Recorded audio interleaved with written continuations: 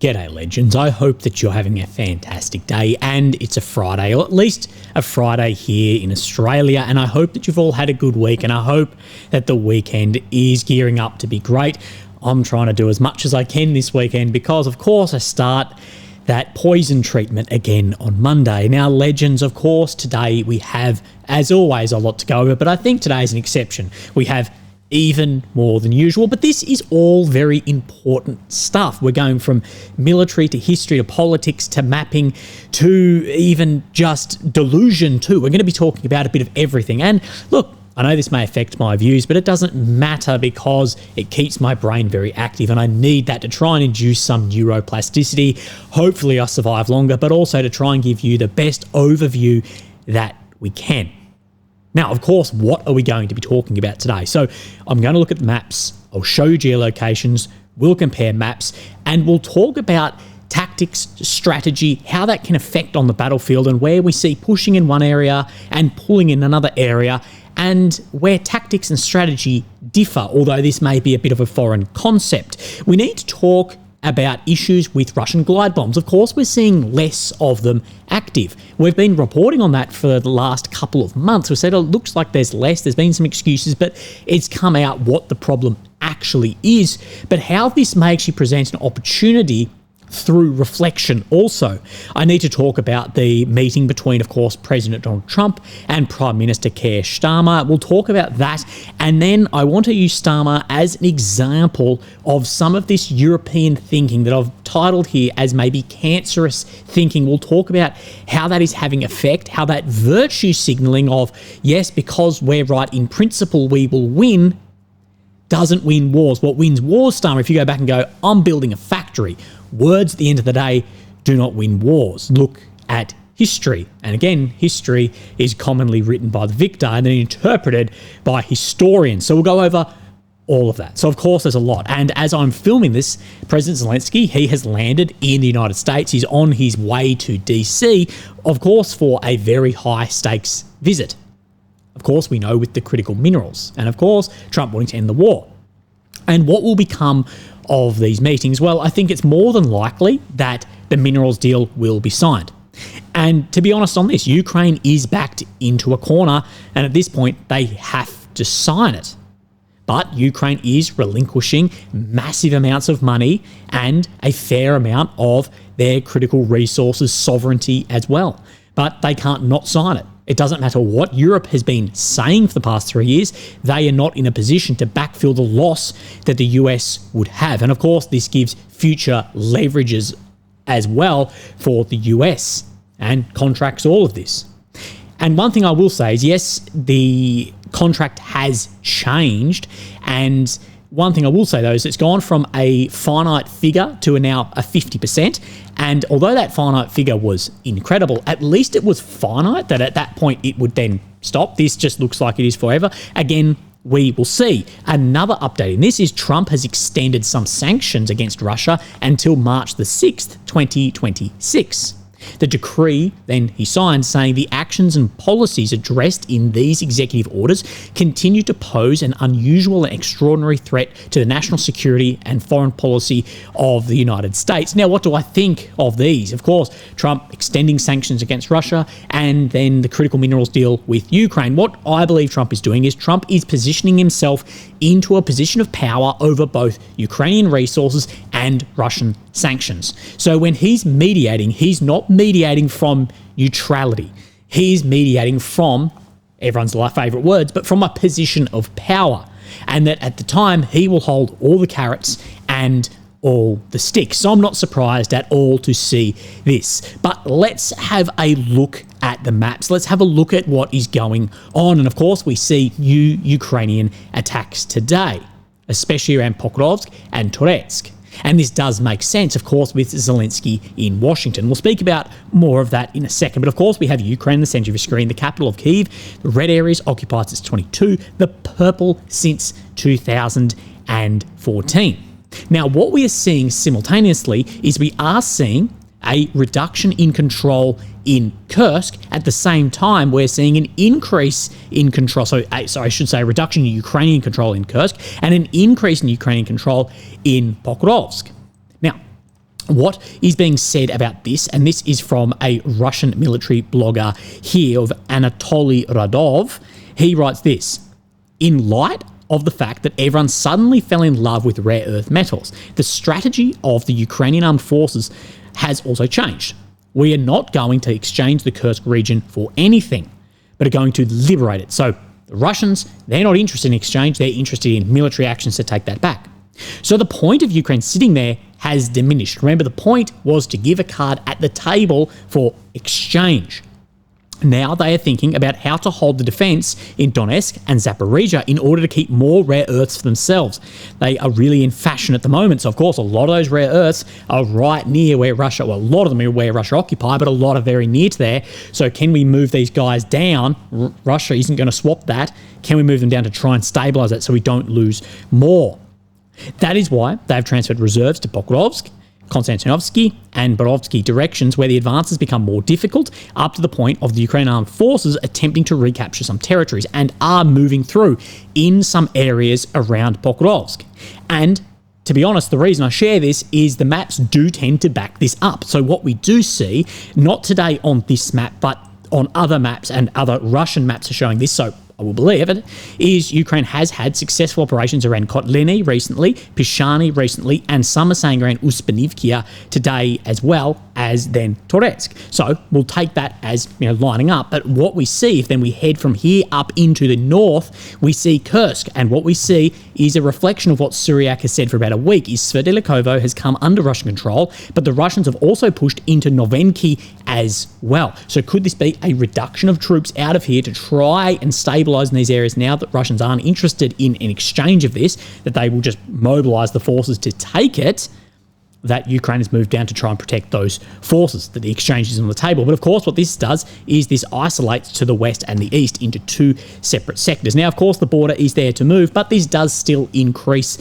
some of the issues around logistics that do pose a threat in here. And we spoke of those FAB issues, and the FABs, we still see at least the most success in and around this front line. This is not advantageous terrain for the Ukrainian forces. This was a card on the table. In my opinion, should have been a raid instead of a seize and hold, but again, we will see. But the timing of these attacks around Pokrovsk, Toretsk, this again makes sense with Zelensky in Washington. Karl von Clausewitz believed that war and diplomacy are inseparable, and a well-timed offensive could demonstrate momentum, intimidate opponents, and attract allies.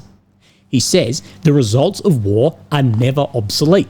The ultimate outcome is determined not only by military victory, but also by the impression it leaves on the minds of statesmen and people. And of course, you launch these limited actions at the moment, but you're sitting there with Trump, and you can say, well, over the past 24 hours, we have made, say, 15 square kilometres, and you can just present data in any way that you would like and can present it that way. I think we need to look at things, military actions and politics, as not separate. They are intertwined. And Jacques Baud, who is a Colonel Chief of Staff, a former Swiss Secret Service agent, he writes that tactics are like a violin and strategy is an orchestra. And he's giving his analysis that Russian fights and wars, tactics and strategy are more like an orchestra, that they are more holistic rather than a single well-tuned instrument. So when you zoom right in, it can just look like a non-well-tuned instrument, but you need to zoom right out and see the orchestra, not the individual player. And he criticises that there can be too much focus in Western militaries around a single well-tuned instrument rather than focusing on the whole orchestra. Again, a holistic view, strategy versus tactics. I think that is interesting. I'll go over more of that. But this is why he believes that, given even recent setbacks, that Russia will ultimately be victorious, because he says, well, they're focusing outwards and bits and pieces here.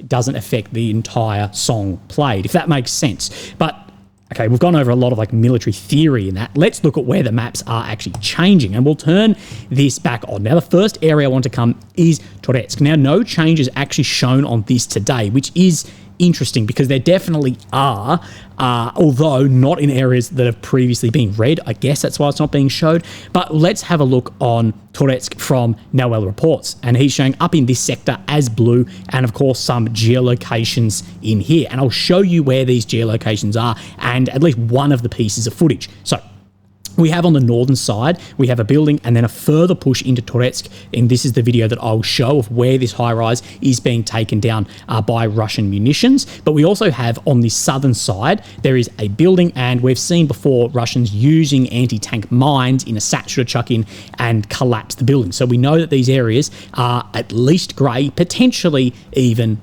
blue. And a lot of other maps, they are suggesting blue. So this is that footage here. This is one of the high rises. This is on the northern sector. Now, you can't actually get a good idea of what munitions are hitting this. Some are saying it is air-to-air, or well, air-to-ground missiles. Unsure if from helicopter or plane or arty again, but hitting this high rise where it was said that Ukrainian forces were on that northern side of Toretsk. Now, I'm pretty sure I haven't moved. Yes, I accidentally didn't put this in. This is the Suryak map of this area. Now, what he's showing is this push down into here, of course, with that mine that we just spoke about of geolocated footage, so that is correct, and as well as this push in on the northern side. So we definitely can confirm all of this occurring. So let's move then up into the north even further, and we showed you where Kursk had moved, of course here, but many other maps and many other bloggers are saying that their movements in Kursk are very significant. So let's have a quick look on this and see where things are looking vastly different. So let's look at the map, the border down in here. Now, I said that this western side, Suryak, he's showing that this is Sverdlik over here, that this doesn't exist anymore. That's what he's saying, as well as the Russian forces are pushing on 3 prongs on the eastern side, as well as on the northeast of Pokrovsk as well. So again, we will see what exactly is going to occur in here, but apparently this in here is coming under a lot more control as well. So again, wait and see on this, wait for confirmations between either opposing maps or at best then we have geolocations. While we're in the north, let's move across to Dovorichny, of course, where this bridgehead was made to the northeast of Kupiansk. Now, let's have a look in here. Now, we see this, like, I call it the 6 ways near Sinkivka. What Suryak is showing is that more ground is being made just in this sector right around here. Again, this can be very, very difficult to actually try and line up on the maps, but just in around here. So further expansion on this sort of entire sector. Like I say, keep an eye on this. I got asked in a recent interview of like, where do you think are the most critical areas at the moment? I said, well, everyone likes to point at Pokrovsk and Toretsk. I said, where I'd be keeping an eye out is right up in the north and in the southwest, as far as what may be being ignored but can have massive, massive influence. Now, we'll move our way further down to the south, and we see then, of course, right in the center east is Chasiv Yar. Now, Suryak, he is saying that the Ukrainian forces had a pushback in this grey zone here as well. So where all of this was meant to be under control, that Ukraine had a push in here, but in the centre of Toretsk and to the south of Toretsk, that the Russian forces made ground. So this is in here, is the very centre, and on the southern edge, see where this road turns in out to the northeast, that this is all coming under control, at least by Suryak maps. And I like Suryak. He tends to be very, very reliable on these, typically further in front, and doesn't mind showing movements in both directions, whether it fits or does not fit certain narratives. Now, we'll come down the Andriivka-Konstantinopil pocket, formerly known as the Kursk pocket, and he's showing more control up into Constantinople as well. Keep an eye on this, but I think we will see that move fairly quickly once Andriivka and Constantinople does close up that pocket. Further down, then we have, of course, Velyka Novosilka. Now, what you can see is this is the area on this map that shows the largest amount of advancement, somewhere in the vicinity of 1.8 kilometers, depending how you want to measure it, but to the northwest of Velyka Novosilka. And what, of course, this has done is Russia took Velyka Novosilka and then has exploited 6 or 7 kilometers past that. Just like we said, of the fall of Vuhledar, people played down, but the fall of Vuhledar allowed then the Russian forces to exploit somewhere in the vicinity of 25 kilometers past it. So don't downplay one small area or whatever you want to call it. So we'll compare then the Suryak map. Now, he is showing in very similar areas, of course, near this Privleny and Burlyatsky as well, that the Russian forces are making ground. Of course, in the direction of then Dnipro and Zap oblasts as well. So keep an eye on this. So definitely keep an eye on here. And then we reported yesterday that Suryak map showed ground made by the Russian forces around Lobkovo, Piatkiki in here, the one I cannot pronounce because my tongue doesn't work that way. And in here, Noel reports it shows geolocated footage confirming Russian advancement up into here. So we can confirm that movement into former green zone by multiple sources at this point in time. So let's look at US, UK, as well as actually what Putin has said to the state domestic intelligence service, the FSB. Of course, the international one is the SVR. If you don't know how to think about this, think about FBI, domestic, FSB, think about CIA, international, SVR. Of course, there's always overlap and there's other little government agencies that float actually in between them in all countries too, but that's probably the simplest way. Now, of course, Starmer and Trump have had a meeting, and I think Starmer, again, the only thing that unites, I think, everyone is that people think Starmer's a knob. I think that unites everyone from the most extreme ideas anywhere. They're like, bit of a knob. But UK Prime Minister Keir Starmer has met with US President Trump to discuss long-term peace agreement for Ukraine, warning it can't be peace that rewards the aggressor. British leader, who Trump described as a tough negotiator after these talks, the White House, said the UK is ready to deploy troops of a Ukrainian peace deal and support of that. That the UK is ready to put boots on the ground and planes in the sky. That Europe must step in and stop Putin coming back for more. But all of these conditions, as always comes with the annex of if there's US support and a ceasefire, which is why I believe the United Kingdom, Germany and France, they know the US and Trump is not going to support this. So I see this as little more than virtue signalling, saying we're going to put boots on the ground and planes in the sky as long as you help. And Trump's already been saying we're not going to do that. So I see they are just trying to win brownie points. Honestly, that's how I see it. But the top bit I want to speak on here, the long-term peace agreement between Ukraine, warning it can't be a peace to war that rewards the aggressor. Now, what I want to say in this is a complete narrative shift in Europe that we have been seeing in the past couple of months. Complete narrative shift. And I think Lavrov summed this up in an interview in Saudi Arabia yesterday. Sergei Lavrov, Foreign Minister of Russia, said their mission seems to be different now. Until recently, it was strategic defeat to be inflicted on Russia, something the European Union and NATO chanted every day like a spell. Now, President Emmanuel Macron said in Washington that it is necessary to achieve a settlement that would not look like a capitulation. And it can't be peace that rewards the aggressor. I think this is along the same lines. We have seen that narrative and strategy shift massively. Trump has said that he's confident that Putin won't restart the war in the future, and he says, I think he'll keep his word. I've spoken to him. I've known him for a very long time.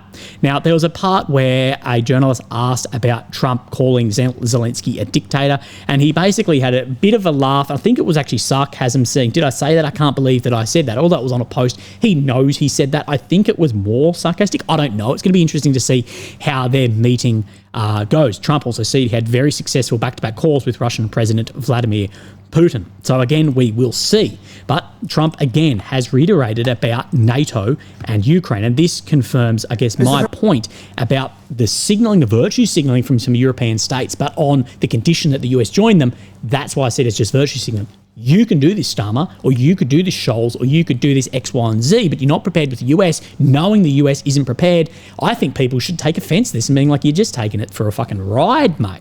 The Europeans want Ukraine to be part of NATO as part of this deal. Are you willing to budge on that at all, or is it a firm? Well, I could be very nice and say, oh, well, we'll work to it. Look, it's not going to happen. It's just not going to happen. That's what started this whole thing. So Trump, again, reiterates in front of Starmer that what started the whole thing was Ukraine seeking NATO and America seeking Ukraine to join NATO, and that it's not going to happen. That is what Trump has just stated here.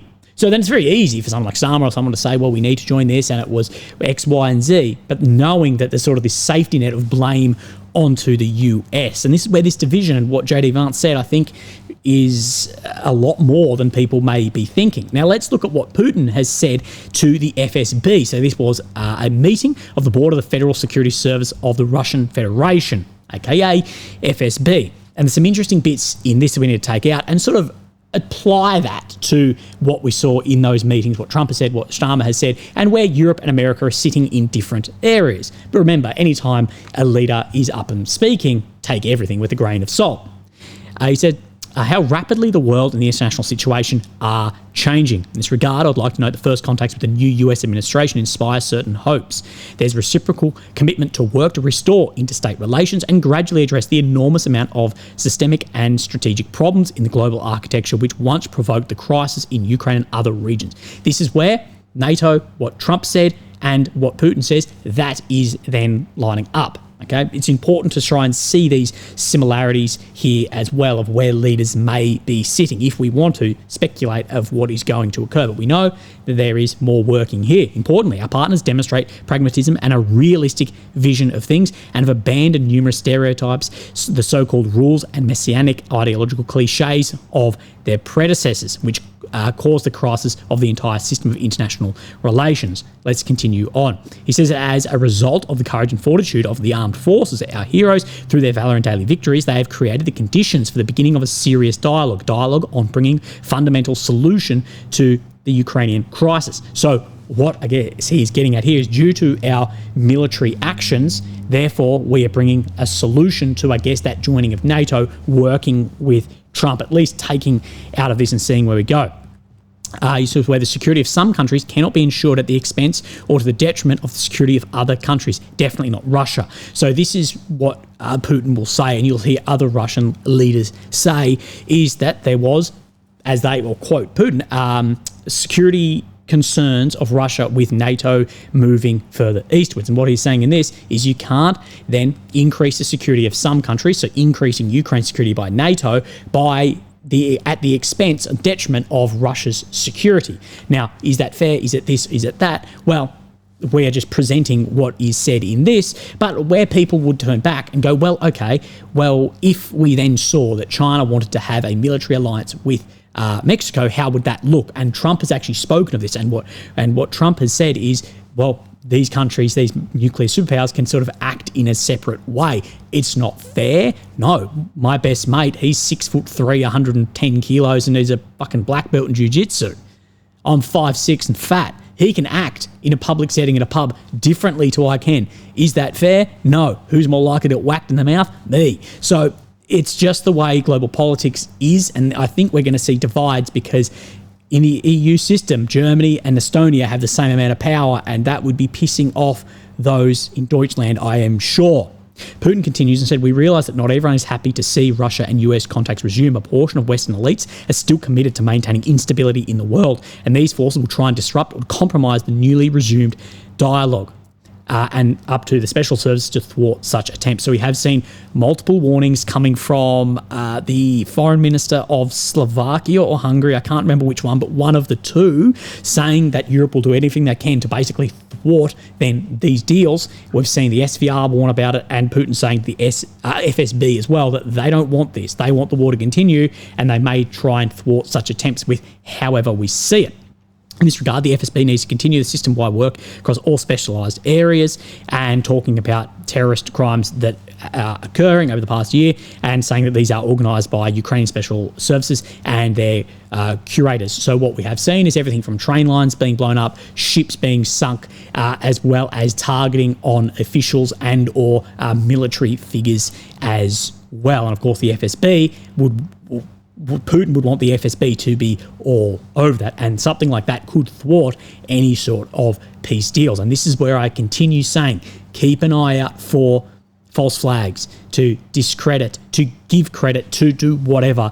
This is the time. And as far as states who have thrown all their chips in, many states have thrown all of their chips into here and do not want to be seen losing. So how that false flag may look, I don't know. It may not even be within the borders of Ukraine or Russia as well. So keep an eye out for that. So let's talk about glide bombs. Let's talk about FABs, as there's very few game changer weapons. I hate the term, but what are some game changer weapons?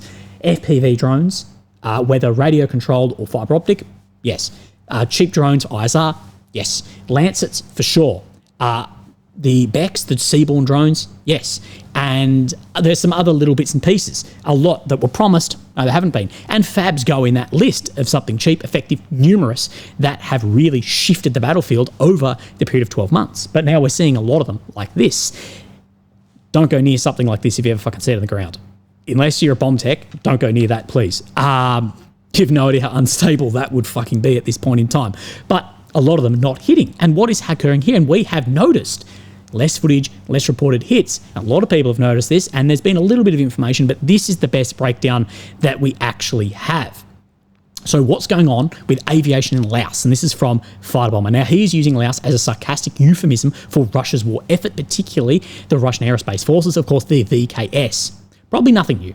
Flying, shooting, bombing, launching, and winning. The average monthly flight hours for a crew today are slightly more than they used to log in a year. But there is a catch.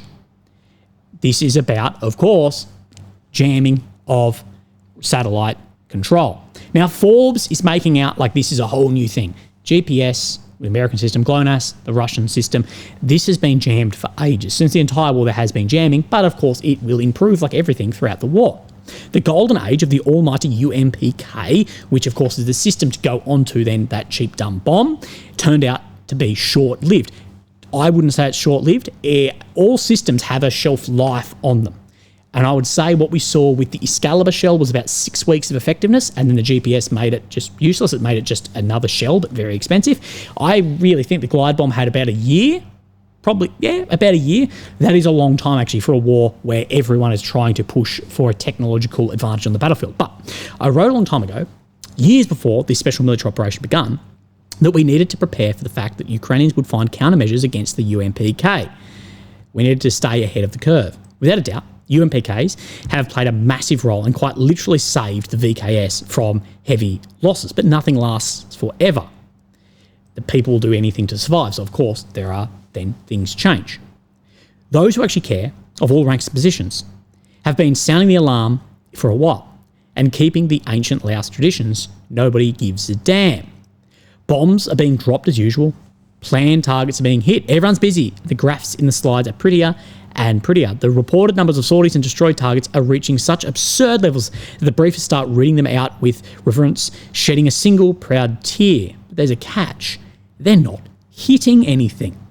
Now, what I will firstly say about this is, actually, I'll start with secondly. Secondly, Fighter Bomber has recently brought up the problem that a lot of the command in the VKS, they're using these graphs as success, even if no one's there, that it hits, there's a target, they hit it in 2 days' time, no one was there, but they go, look at this target, bang, tick off on the graph, and they're using that to drive success rather than what is the actual effect on target and the BDA, the battle damage assessment of that. The informational war is affecting then the actual frontline war. We see this in the Russian and Ukrainian forces. But firstly, what I'll say is this self-criticism, this will help the VKS a lot. This inwards looking, this is what so many in this war need to have to actually look at these problems. Now, will this actually solve anything? I don't know, but the louder you are, the more likely I guess there is. But what we do see is many just shutting down any sort of self-criticism, even if it is in the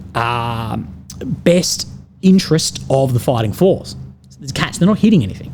All satellite-guided correction systems have officially left the chat. Both our own electronic warfare specialists and, of course, the Ukrainians have mastered portable and mobile EW stations, which now cover the entire front on both sides. This has rendered correction of all munitions relying on satellite navigation completely useless, not just UMPKs. This is why we're seeing far more kills of fiber optic drones compared to any other radio-controlled, whether Russian or Ukrainian drone. Just like radio-controlled drones are becoming obsolete. Sure, against large area targets like factories, industrial sites, or cities, a single UMPK might still land a hit, but there are no such targets on the front line. They're trying to hit things like trenches or buildings. Remember, though, this is a part we need to have in this. A FAB is, at the end of the day, still a glide gravity bomb. This is a correction module on top. So the plane will fly, typically Su-34, at an altitude, at at a speed and drop that to get as close as possible, and this corrects it.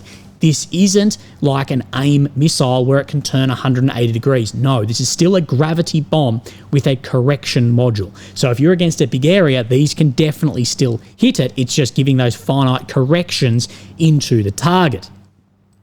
But there are no such targets. If these are large enough on the front line, if you're trying to hit a building, you need that correction module to hit.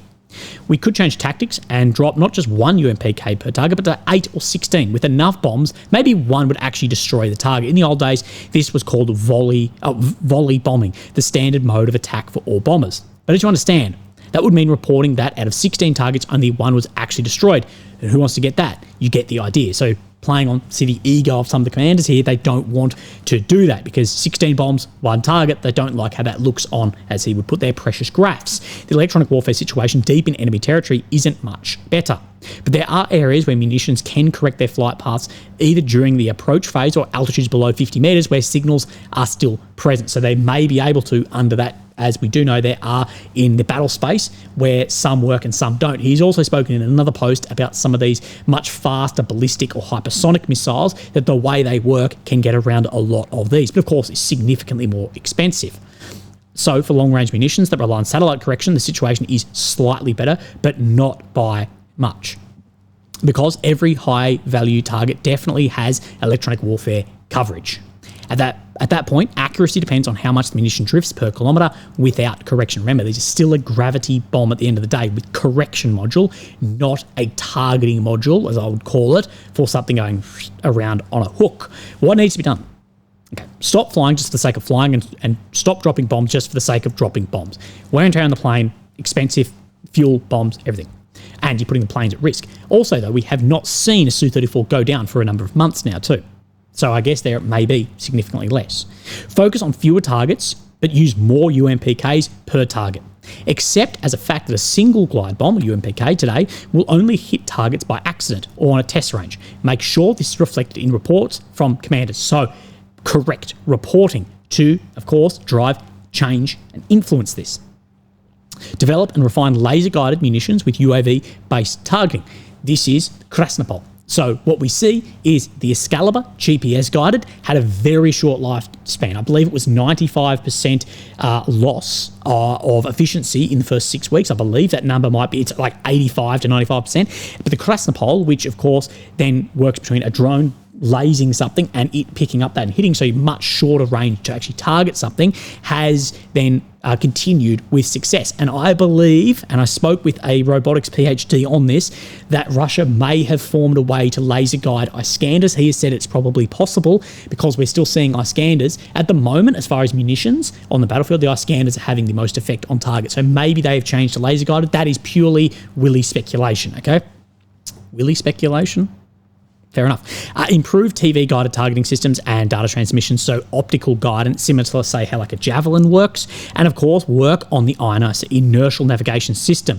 Another way the future belongs to autonomous INS, so using inertia navigation off areas mixed in with the optics as well to target things that can't be jammed. That's how we thought that when the drone hit the Kremlin, we thought that's may be how it worked. One more thing. Let's be clear. It's all about louse, of course, that sarcastic euphemism. Here, everything is awesome. The enemy has no EW capabilities. If a UMPK missile misses a target, it's only the pilot's fault. Every single bomb and missile hits a target. Just like any commander, general, or higher, they won't lie. I promise. And again, this self-reflection in this, I think that this is presenting actually a huge opportunity. Now, this self-reflection occurred after a few years in the 40th Army in Russia's invasion of Afghanistan. And what this did was it greatly improved operational success away from slow vehicle mounted armoured operations into more smaller teams, long-range reconnaissance and helicopters as well. But this did take a few years. It was probably went in 79, probably 83, 84 is when that really started to hit.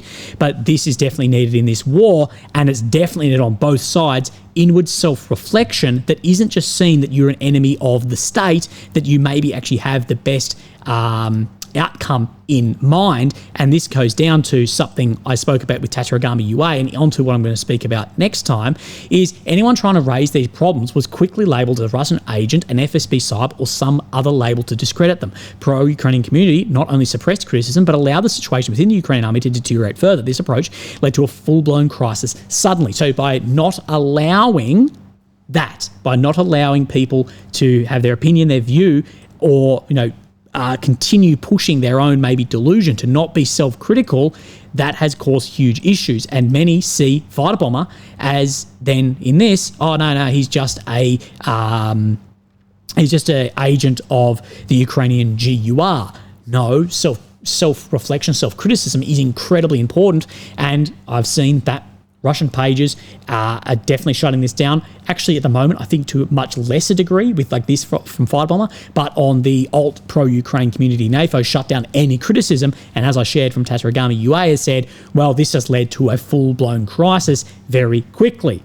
Okay, so I actually think this could present a big problem, because if the evolution of the war has now changed to self-inward, and it could present a huge opportunity to improve actually the Russians' efficiency on the battlefield, of course, in a more stringent system. So we'll see. Okay, so then a couple of days later, he then made this post. So this is 2 days on. Let's keep going with UMPK and what needs to be done. The easiest way to solve the problem with the minimal losses, I've already mentioned, is just increase the number of bombs assigned to a single target. The ones who will suffer from this are the slideshow presenters, the egos of the highest ranking aviation commanders. And that's only the bombs that still miss their targets in this case. See what I'm meaning about like self-criticism? If that happens, then we move to plan B, the complicated one. We need to conduct research. For each bomb, you need mandatory video monitoring. It doesn't matter how the footage is coming, we need the footage of it. And crews drop volleys of 4 UMPKs, so 4 500s or 250s on the same targets. We record the results. Then we turn off all of our electronic warfare on systems that could affect the glide bomb's correction along its trajectory. Then see what happens and repeat it with other bombs. So see what happens when it's your EW is turned off, and see what happens when yours is on. And after that, or simultaneously, repeat the same test in a different area with different electronic warfare environment and different crews. If we compare the results and there are no hits, it's Ukrainian electronic warfare. But the other way, of course, is it could be yours doing the same amount of jamming. There are problems with electronic warfare. I was an electronic countermeasure operator. There are some problems with it. Your radios can work through it, but some of our other equipment, non-military equipment, say would not work. So, for instance, I carried as a complete backup. If all my radios went down in the vehicle, I had a local Afghan phone SIM card that was an absolute backup, and I'd look like lone survivor out there ringing. The equivalent of Telstra or whatever one of the American phone carriers is. But of course, that would not work through the ECM. So if I wanted to use that, luckily I never had to, but if I wanted to use that, I would have to, of course, switch all the equipment off. So a bit of testing like that. So he says, if it is the case that it's Ukrainian EW, he says they'll pay the plans and you have to then pay the price and have to move on to then plans C, D, and E. If there are hits, then we draw conclusions. So, but we need to understand that several factors influence this research. Okay, number one, the current situation suits the Ukrainians just fine. So we can't expect proof or help from them. So due to, we know the current situation of these bombs not being effective, they're not going to start posting footage of if there are hits or not, okay? Two, situation also suits procurement officers and high-ranking commanders. UMPKs are being purchased, the money is flowing in obscene amounts, the aviation is hitting everywhere, from 4 to an infinite number of targets per sortie. Everyone gets a job, no problems. Everything looks great. And this is one of the big problems, is those people making money, they don't give a shit. They're like, we're making money, there's all these hits, look how effective it actually is, rather than what actually is the case. Again, talking about inwards looking self-criticism. Some individual crews are fine with the situation too. They're getting paid per target. 4 bombs, 4 targets, 4 bombs, 1 target, minor detail. But again, the crews, and we see this payment for targets, if I was flying a fighter jet and I got paid if I dropped 4 bombs and I was going to get, 1 serves the money or 4, I'd be saying I hit fucking 8. I'd be saying it was 2 birds, 1 stone. Nobody wants to be left without an electronic warfare umbrella. Absolutely nobody. So even if there's a report that has been turned off, that doesn't mean anyone actually turned it off. That's why I don't expect anyone to shut down the trench level or makeshift electronic warfare. At the very least, we should turn off the mobile stations. So in this testing that he spoke about, we need to switch them off, that we need to actually see, are they actually turning them off? Because infantry in the trench, I wouldn't be big on turning that off. And how can you actually make this effective that it goes off then on within a short period of time? But this can be checked, he says. Given these factors, we need to accept from the outset that everyone will lie at all levels. We must take this into account and control every stage, from preparing and mounting the UMPK to analysing the results. Who will guard the guards? I have no idea. I'll later explain what happens if about any other plans. Let's be clear, I'm writing this fully aware that we're currently in the denial stage and that everyone is blaming the Russian military blogger fighter bomber. This will pass. Because if things keep going like this, the infantry will get pissed off that such serious type of support that aviation is screwing around like we saw in the beginning, and then everything will move to plan B. But more on that next time, so more on what the next plans are. And do not for a second, under the intense pressure of war, say that countries can't evolve or change tactics. And just that inward reflection, I think that potentially that is a big problem if there's that reflection of how things are looking. Now we're going to get into more of the politics style of this video, how Europe, as US is acting, and some big problems I see in this around principles, ethics, and how people are viewing things and the effect it's having on the front line. So Starmer, in a quote we half shared before, he says, there can be no peace that rewards the aggressor. We must win peace. History must be on the side of the victim, not the aggressor. The stakes are extremely high, and we're ready to work together for a truly just agreement. Now, firstly, for a Prime Minister of the UK, do you know much about the history of the United Kingdom? I'm a white dude in Australia. Let me fill you in on something. Not that I feel guilty at all about my heritage or being a white guy here. I'm as an indigenous to this land. I was born here as anyone else. But look at your history if you want to say that history must be on the side of the victim. Well, history tends to be on the side of might, not exactly who feels right on ethics or this or that. And there's this idea that might isn't right. And I agree with that. Just who has the bigger dick to swing around doesn't mean that you are right. But then that doesn't mean in the inverse. It doesn't mean that the inverse is correct. It doesn't mean that right is might. And I believe that Europe believes by having what they see as the correct principles that they will inevitably and ultimately win wars and maintain a hegemony in the area. And what I'm saying is, just of your morals and ethics that most of the world do not agree with, you're an exception, not the rule. Realistically, look at the populations. There's 8 billion people. There's, maybe 700 or 800 million Westerners.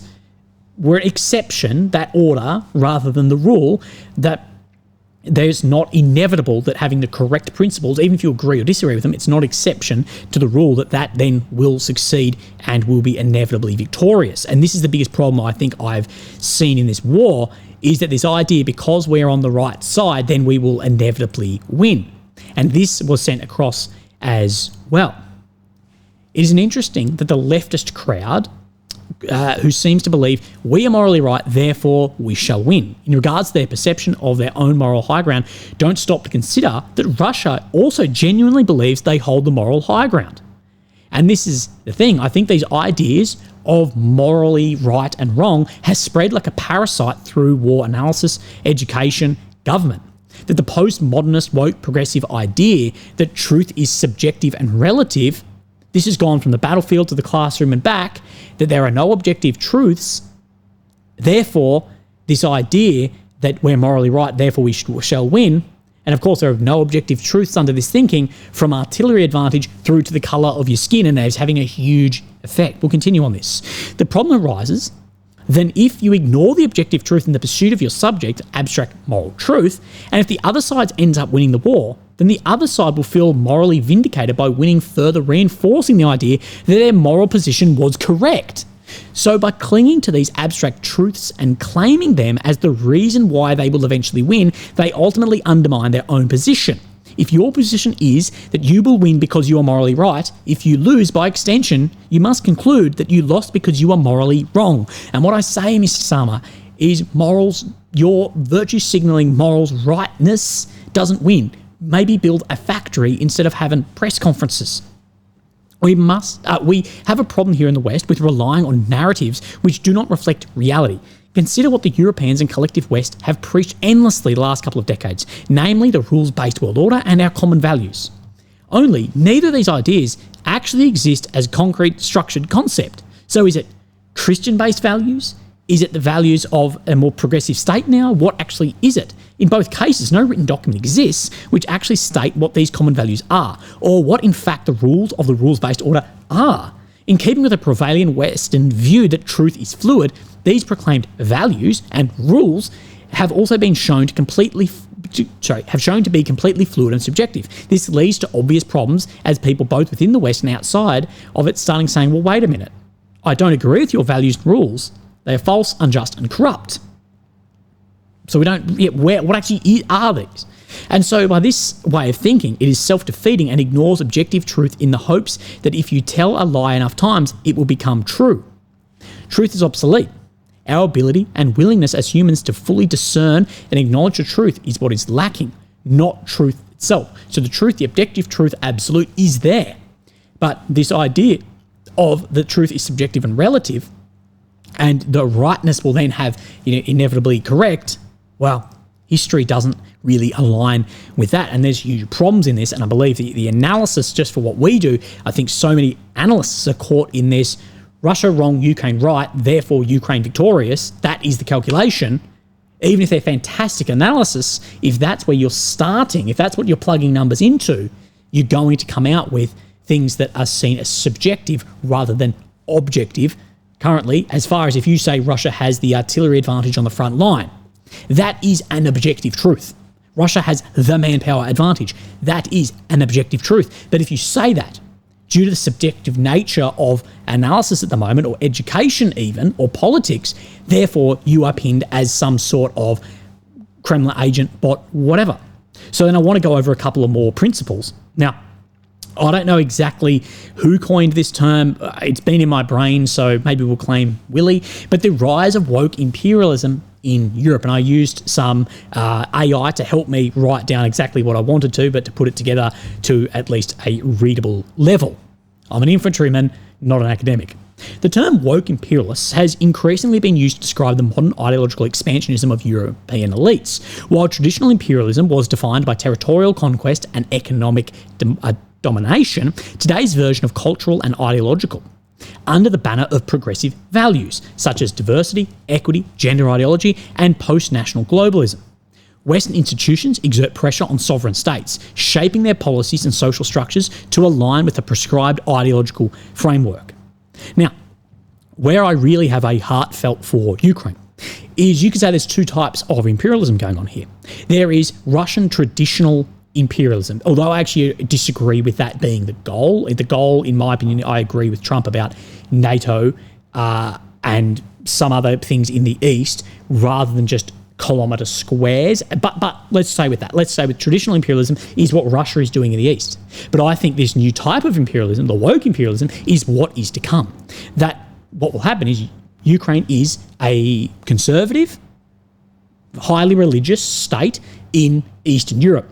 Sovereign state up until this war then questioned that. But what I think we will have is that there's going to be Western institutions, EU, put pressure on Ukraine whenever this war ends to shape their policy and social structures along with this prescribed ideological framework, which is far more progressive than Ukraine is. And I think because I love Ukraine as a country, I spent weeks and weeks and months and months and months there, the whole thing is going to change whether we like it or not, whether it is then under Russian occupation or I would call EU occupation or prescribed ideological framework being pressured on as well.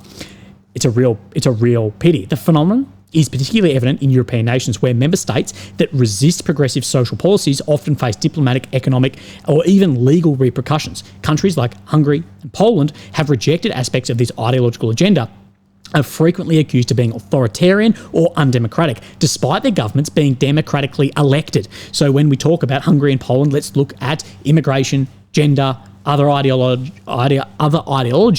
that then are seen as authoritarian or undemocratic, as per my term yesterday of total democracy, because it doesn't align with this prescribed ideological framework. This raised the question, is the promotion of these values truly about human rights, or is it a new form of cultural hegemony? Remember, total democracy, that it is democratic, but we all must think the same, otherwise you are an enemy. The hypocrisy of woke imperialism is striking. While Western nations claim to oppose the imperialist practices of the past, They now engage in a softer, more insidious form of control. Instead of military force, they leverage institutions, trade agreements, and media to influence, to reshape societies according to their own ideological preferences. Sovereign nations that resist this cultural imposition are often vilified, despite their right to self-determination. Ultimately, the concept of woke imperialism highlights the contradiction within modern European politics. Authoritarian with authoritarianism, like we see in Romania, that you're trying to fight authoritarianism with authoritarianism. We would have seen the same, I believe, in Germany if the AfD won. In their effort to promote what they see as progress, Western powers risk becoming the very imperialists they claim to reject. Whether this ideological expansion is truly about justice or merely a rebranded form of dominance remains an open question. So I'll leave it up to the comments and see what you think about this. And this goes into this idea that I presented yesterday around total democracy, that fighting authoritarianism with authoritarianism is what we're seeing in this as a paradox of where opposing oppressive rule end up with similar methods of control, censorship, or suppression to combat it. This often leads to a cycle where justification for restricting freedoms is framed as necessary to prevent greater oppression. Now, in this, do we see governments restricting freedom of speech, protecting in the name of, they'll say we're restricting this in the name of protecting democracy. You're banning opposition parties in the name of fighting extremism. You're imposing strict measures that limits rights under the guise of maintaining order. It raised the question, can freedom be defended by limiting it? Again, authoritarianism with authoritarianism of what we spoke about yesterday of total democracy. That it is democratic, but we all must think the same. We all must think the same about migration. And if Poland or Hungary or Slovakia or one of these countries have a different thought to that, then they are the enemy, or that, something needs to be done here, or Romania with elections moving one way or the other. Okay? And this then leads into analysis and how people see all of this as well. And there was someone having a go at me today, speaking about, you only do this, why are you not on the front line? And they said, oh, look, I'm sending money to buy drones. And I said, well, look, realistically, if you really want to help Ukraine the most, manpower crisis. But no, you need it on Telegram. And well, based on the bonuses, Russians have the manpower crisis. Well, why don't you go there? Russians pay easily more, and you have way stronger incentive to go to a trench than me. Of course, talking about the old brain tumour, but potentially I might get some free radiotherapy. But it is objectively true that the Ukrainian forces have more of a manpower issue than the Russian forces. Look at the conscription, look at dragging off the street. It is objectively true in this. But this is linking back to this idea of relative truths rather than objective that I think influence so much to massive detriment. And to quote one of my favourite bloggers on this is Tatarigami Ukraine, says anyone to raise these problems was quickly labelled a Russian agent, as this person in the previous message labelled me, an FSB PSYOP or some other label to discredit them. Pro-Ukrainian community not only suppressed criticism, but allowed the situation within the Ukrainian army to deteriorate further. This approach led to a full-blown crisis suddenly. So the too long didn't read. That if you don't partake in my opinion, that if I don't agree with this person's opinion, their view, or delusion, or potential delusion, that you are an enemy of the state. And I see this happening on the analysis, I see it happening on the informational, and I see that happening right at the top of politics as well. And of course, it's happening the other way. But that's why I presented that what Fighter-Bomb was saying about those fabs not being used, which is a critical element of the front line, that self-reflection analysis, that is what I have found missing in this entire war, whether from the Russian force, whether the Ukrainian forces.